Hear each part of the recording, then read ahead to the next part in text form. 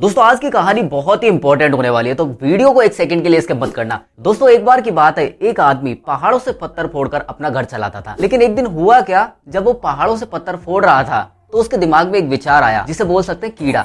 उसके दिमाग में एक कीड़ा उत्पन्न हुआ। जब वो पत्थर फोड़ रहा था तो उसने पहाड़ को देखा और एक चीज सोची, क्या मैं पूरी जिंदगी भर इसी तरह से पहाड़ों के पत्थर फोड़ता रहूंगा? तो उसके दिमाग ने कहा नहीं, अपन को कोई नया काम करना है, अपन को एक बड़ा आदमी बनना है। तो वो आदमी वहां से अपने घर की ओर लौटने लगता है और यही सोचता है कि मैं बड़ा आदमी कैसे बनूं। रात हो गई। अब रात में भी वो आदमी यही सोच रहा था कि मैं बड़ा आदमी कैसे बनूं, मुझे बड़ा आदमी बनना है, किस तरह से बनना है। वो रात भर सोया तक नहीं। यही सोचते सोचते सुबह हो जाती है और सुबह वो पहाड़ों के पत्थर फोड़ने की जगह मार्केट निकल जाता है, ये देखने के लिए कि बड़ा आदमी किस तरह से बना जाए। तो जैसे ही वो रास्ते से जा रहा था मार्केट के लिए, तो उसने एक बंगला देखा। बंगला आप सभी लोग जानते हैं। तो बंगला देखा तो उसने ये सोचा कि यार ये बंगला, इसका जो आदमी बहुत बड़ा आदमी होगा, मुझे इसके जैसा बनना है। अब बंदा थोड़ा सा आगे चला तो उसने एक चीज देखी, बहुत सारी कार का काफिला आगे से निकल रहा था और उसमें से एक आदमी उतरा और उसको लोग माला वगैरह पहनाने लगे, अलग से उसके ऊपर फूल डालने लगे। उसने देखा कि यार इतने सारे लोग उसकी जय जयकार कर रहे हैं, उसको माला पहना रहे हैं, तो ये आदमी उस बंगले वाले मालिक से भी बड़ा होगा, तो मुझे इसके जैसा बनना है, यानी नेता बनना है। अब दोस्तों ये सारी चीजें वो देख रहा था, धूप में खड़ा रहकर देख रहा था। अब वो देखता है वो पूरा ऊपर से नीचे पसीने से गीला हो गया।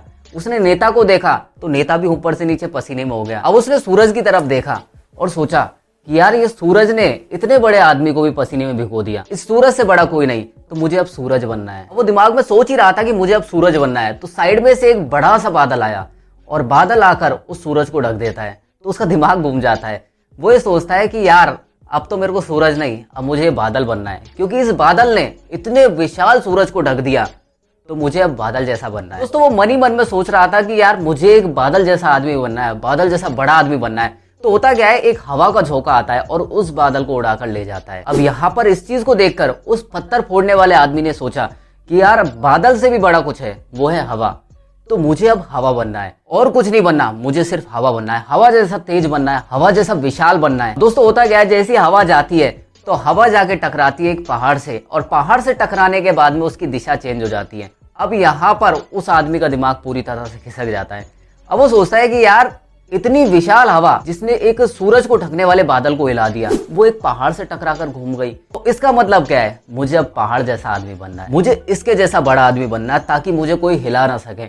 अब होता क्या है, वो पहाड़ को देख ही रहा होता है तो वहां पर एक आदमी हथौड़ा लेकर चलता है और उस पहाड़ को तोड़ रहा होता है।